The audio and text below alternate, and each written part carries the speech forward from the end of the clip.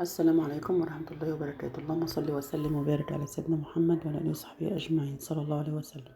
النهاردة إن شاء الله فيديو جديد هنعمل مع بعض كيكة الشاي، وحطيت في قلبها زيتون كده بالشكل الجميل ده. معايا هنا 4 بيضات،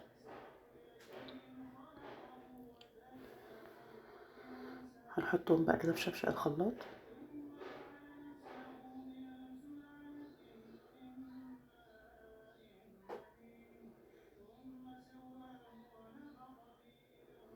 معايا هنا 2 كيس فانيليا، نحطهم برضو كده مع البيض.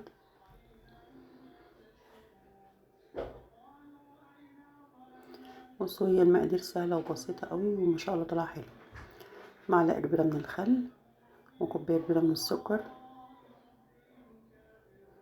طبعا انا ضربت البيض الاول بالفانيليا وبعدين حطيت السكر وحطيت كوبايه لبن.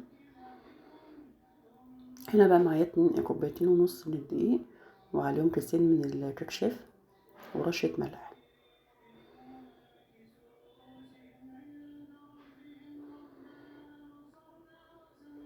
نقلبهم كده مع بعض.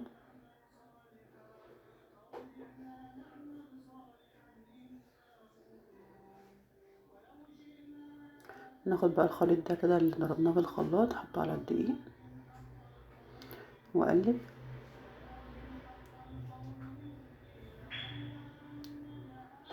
طبعا انا حطيت نص كوبايه زيت على الخليط اللي في الخلاط، تمام، نسيت اقولكوا عليه. يبقى القوام بالشكل ده بعد ما قلبتها بالمضرب اليدوي. نحط بقى في صينيه مدهونه.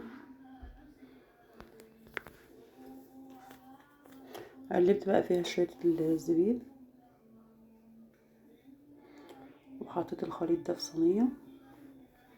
احطه بقى في الفرن كده على الشبكه. سخنت الفرن الاول وبعدين احط الصينيه على الشبكه واسيبها لمده نص ساعه، ما افتحش عليه. وطلعت بقى بالشكل الجميل ده. شايفين ما شاء الله لونها حلو ازاي؟ جربوها وان شاء الله تعجبكم، وما تنسونيش في اللايك والاشتراك في القناه عشان يوصلكم كل جديد.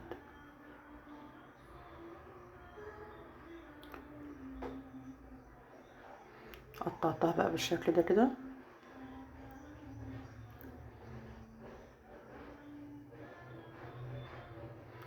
شايفين القطعه ما شاء الله حلوه ازاي،